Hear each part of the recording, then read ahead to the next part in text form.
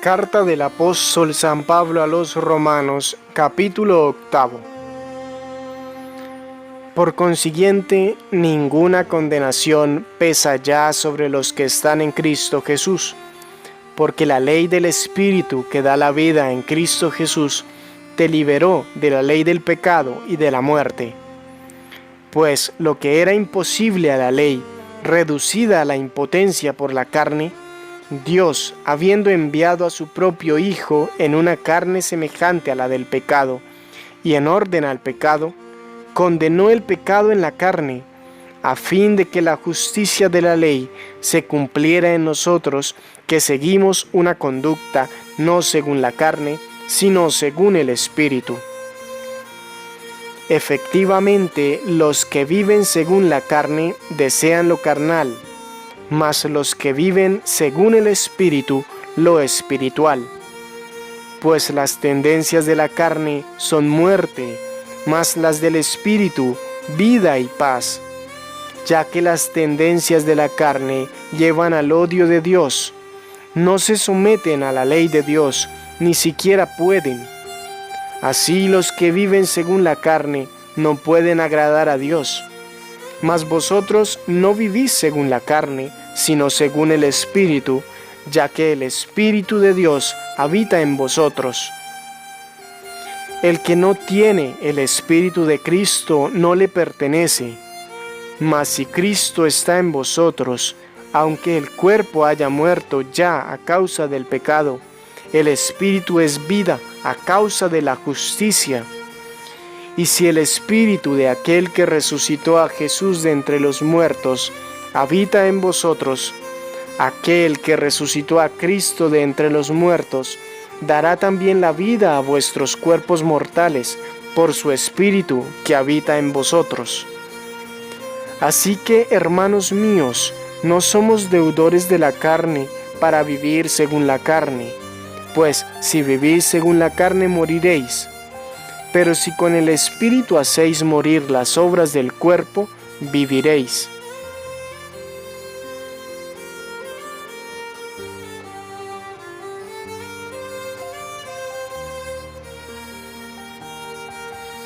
En efecto, todos los que se dejan guiar por el Espíritu de Dios son hijos de Dios. Y vosotros no habéis recibido un espíritu de esclavos para recaer en el temor. Antes bien, habéis recibido un espíritu de hijos adoptivos que nos hace exclamar, Abba, Padre. El Espíritu mismo se une a nuestro espíritu para dar testimonio de que somos hijos de Dios. Y si hijos, también herederos, herederos de Dios y coherederos de Cristo, si compartimos sus sufrimientos, para ser también con Él glorificados.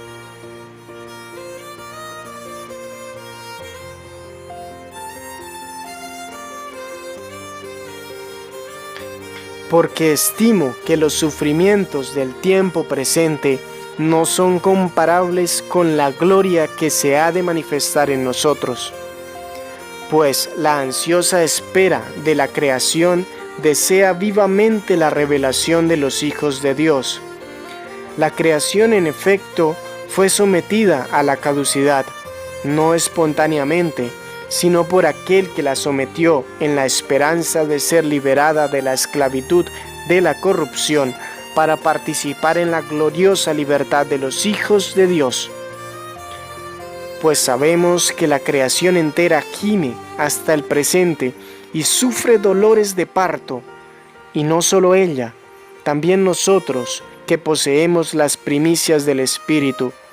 Nosotros mismos gemimos en nuestro interior, anhelando el rescate de nuestro cuerpo, porque nuestra salvación es en esperanza, y una esperanza que se ve no es esperanza, pues ¿cómo es posible esperar una cosa que se ve?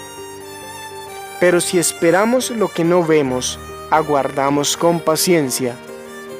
Y de igual manera, también el Espíritu viene en ayuda de nuestra flaqueza, pues nosotros no sabemos pedir como conviene, mas el Espíritu mismo intercede por nosotros con gemidos inefables, y el que escruta los corazones conoce cuál es la aspiración del Espíritu, y que su intercesión a favor de los santos es según Dios.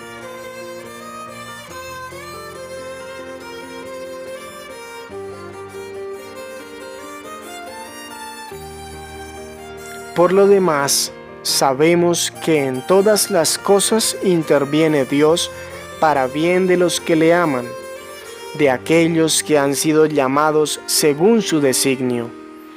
Pues a los que de antemano conoció, también los predestinó a reproducir la imagen de su Hijo, para que fuera Él el primogénito entre muchos hermanos. Y a los que predestinó, a esos también los llamó. Y a los que llamó, a esos también los justificó. A los que justificó, a esos también los glorificó.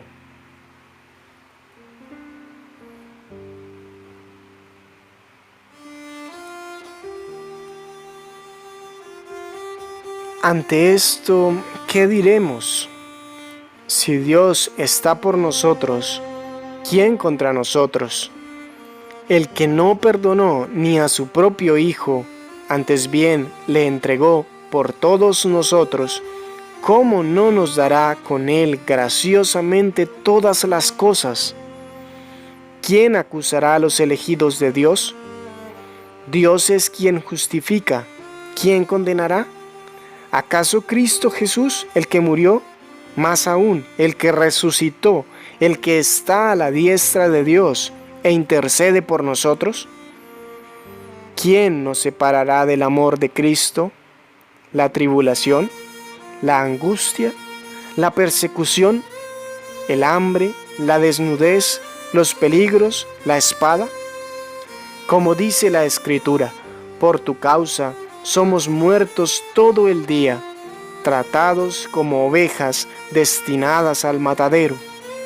Pero en todo esto salimos más que vencedores gracias a aquel que nos amó. Pues estoy seguro de que ni la muerte, ni la vida, ni los ángeles, ni los principados, ni lo presente, ni lo futuro, ni las potestades, ni la altura, ni la profundidad, ni otra criatura alguna podrá separarnos del amor de Dios manifestado en Cristo Jesús, Señor nuestro.